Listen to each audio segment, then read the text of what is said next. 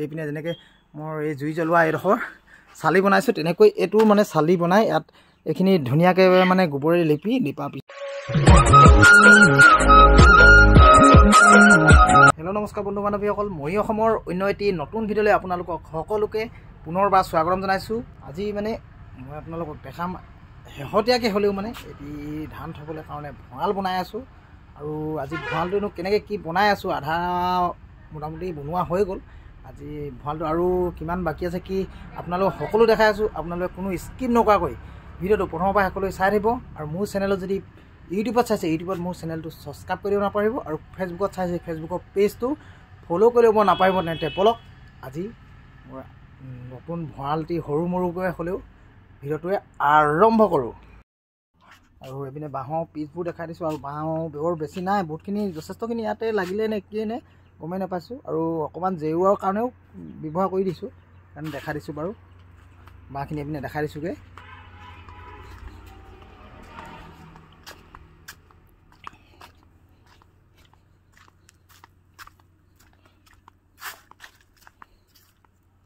এইবোৰ গান্ধৰি বনাবৰ কাৰণে মানে এইবোৰ পিচ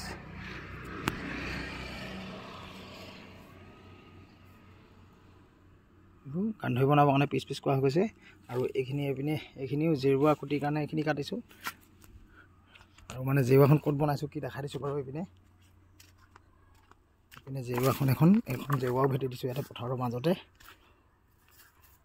আৰু মানে কি হ'ল, এই পথাৰখনত মানে ইয়াতে চব্জি লগাম বুলি ভাবিছোঁ। এতিয়া সেইকাৰণে জেৰুৱাখন প্ৰথমতে কভাৰ কৰি লৈছোঁ। জেৰুৱাখন ভেটাৰ পিছতে মানে চব্জি লগাম। ইয়াত কি লগাম দেখাম আৰু টাইমত। এতিয়া মানে এইটো কোৱা নাই কি লগাম কি নলগাম, গতিকে চব্জিও লগাম। সেইকাৰণে কাম দুয়োটাই কৰি আছোঁ। এইপিনে গান্ধৰিৰ কাৰণে বাঁহ কাটি আছোঁ আৰু জেৰুৱা খুঁটিও কাটি আছোঁ। দুয়োটাই কৰি আছোঁ কাম, লাহে লাহে কৰি আছোঁ। আৰু নিজে কৰি আছোঁ যিহেতু, মানে দেখাই দিম বাৰু যিমানখিনি হয়গৈ। আৰু ভঁৰালটো বনালেও দেখামগৈ কেনেকুৱাটোনো বনালোঁ কি। এতিয়া যিহেতু মানে এতিয়া গান্ধৰিখন ববলৈ সেইকাৰণে গান্ধৰিখন বনাই থকা হৈছে। যিহেতু এইখিনি বাঁহখিনি মানে হেৰি কৰি থকা হৈছিলে, গতিকে কেনেকৈনো গান্ধৰিখন বনাওঁ মানে বান্ধি কেনেকৈ চিয়া কৰোঁ এইপিনে দেখাই দিছোঁ। এইপিনে এডাল বাঁহ এডাল লৈছোঁ, দাখন লৈ লওঁ, দাখন লৈ লৈছোঁ। এইপিনে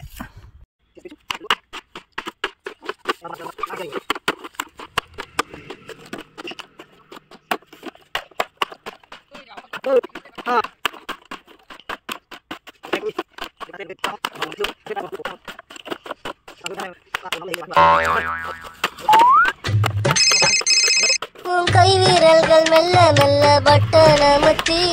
உன் இனிமையான குரலில் கொஞ்சம் ஹல்லோ சொல்லி, உன் கை வீரல்கள் மெல்ல மெல்ல பட்டன் அமுத்தி உன் இனிமையான குரலில் கொஞ்சம் ஹல்லோ சொல்லி, போன் அடிக்குது அடிக்குது அடிக்குது,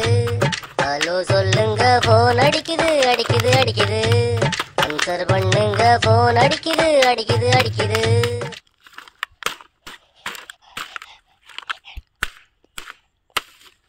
এনেকৈ বাঁহডাল ঠাহি লোৱা হয়। ঠাহি লোৱাৰ পিছতে আমাৰ গান্ধৰিখন বনোৱাও হ'ব। এনেকৈ ঠাহি লৈছোঁ প্ৰথমতে।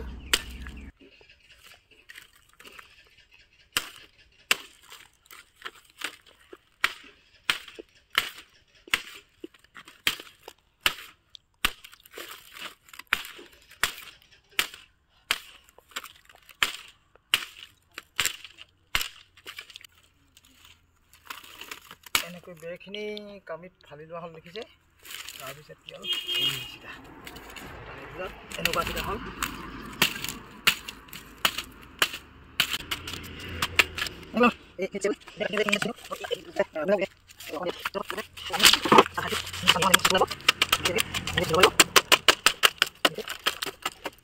মানে এইখিনি মুচিব লাগিব, গোবৰি মুচিবলৈ মানে তেতিয়া নহ'লে ফুলটো থাকি যাব। সেইকাৰণে এইটো চোচা হৈ গৈছে। আৰু এইবিলাক থাকিব লাগিব আকৌ, হ'লেও নহ'ব নহয়। এনেকৈ গান্ধৰিখন বনাবলৈ কষ্ট আছে অলপ।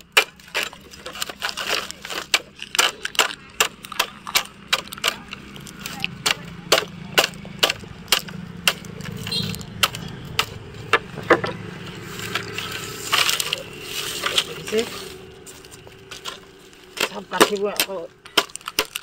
চিয়াচি ফালি পিনে ফালি পেলাই এদিকে এনেকৈ কৰি আকৌ এই কাঠিবোৰ আব লাগিব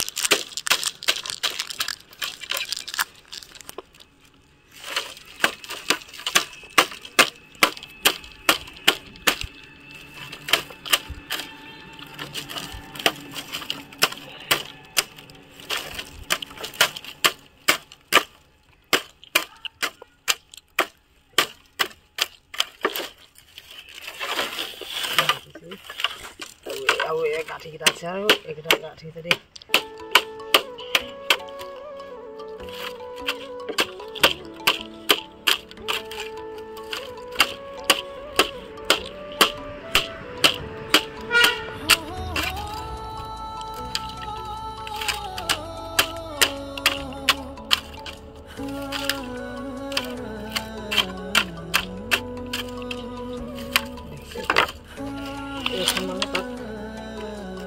এনেকৈ দুভাগ কৰি লৈছোঁ মই ডাঙৰ হ'লে অকণমান লগাবলৈ কষ্ট হ'ব যিহেতু এনেকৈ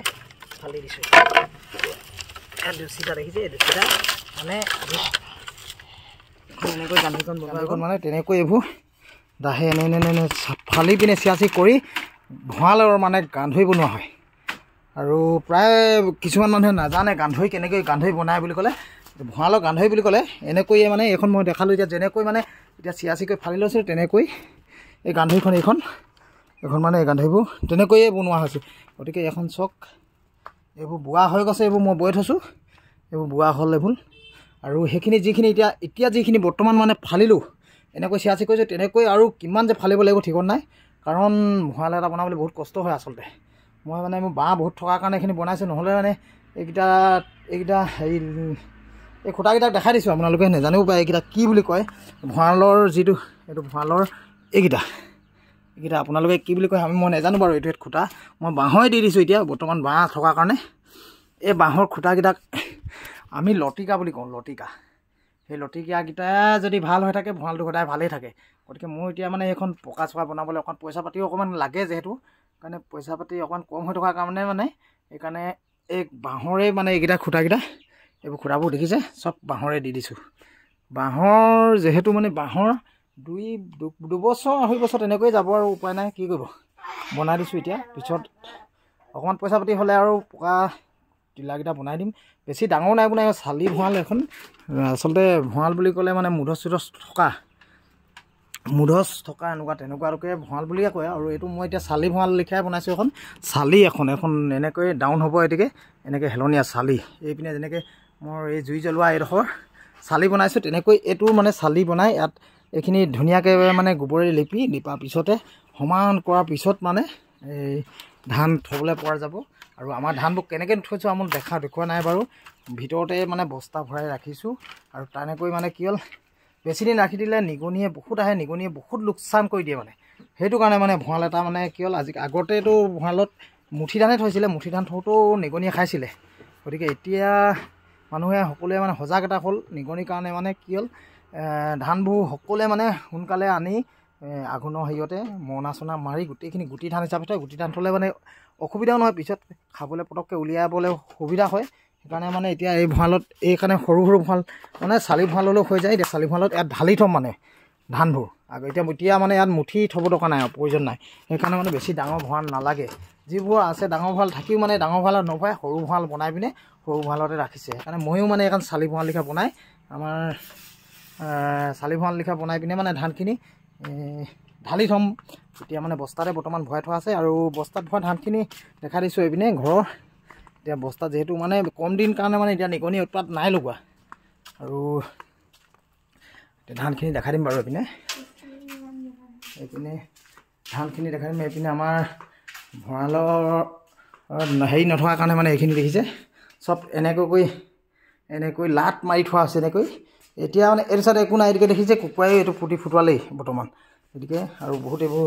ফুটোৱা আছে আৰু সিটো পাৰে মানে কি কৰিছে এতিয়া নিগনিয়ে সেইটো গমেই পোৱা নাই নিগনিয়ে উৎপাত কি কৰিছে কি নাজানো বাৰু এতিয়ালৈকে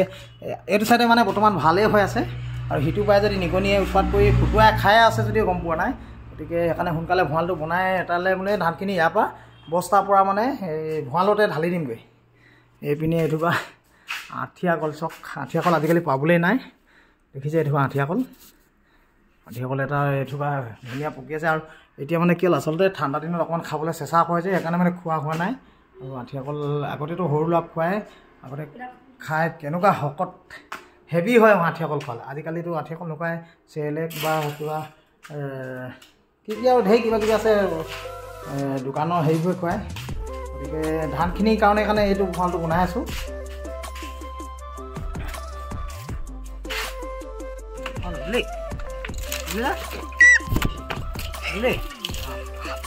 এইকেইডাল যিকেইটা হেৰি আছিলে তাত গ'লোঁ এইকেইটা এতিয়া মানে ইয়াত বম এনেকৈ ব'ব লাগে এখন গান্ধৈখন এনেকৈ ব'ব লাগে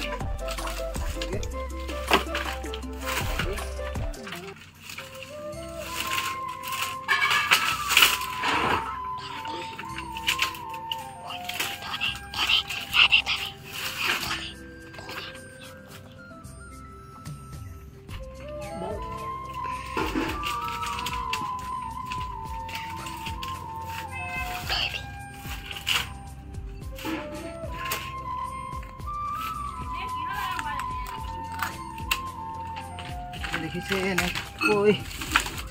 ভঁৰালৰ গান্ধৈবোৰ এনেকৈ বোৱা হয় ব'বলৈ ইমান টান নহয় বাৰু জুই ঠাহিবলৈহে দিগদাৰ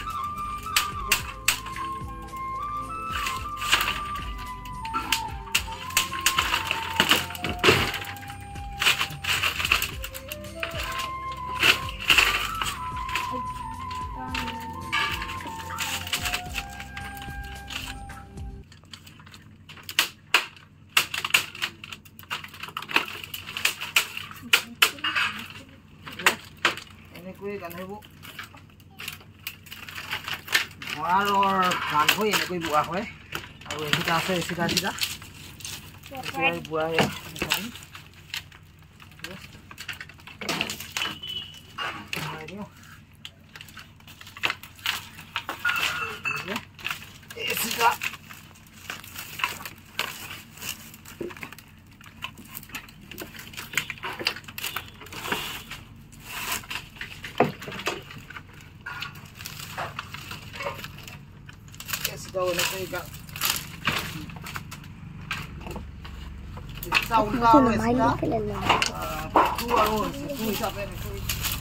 বৈ দিছোঁ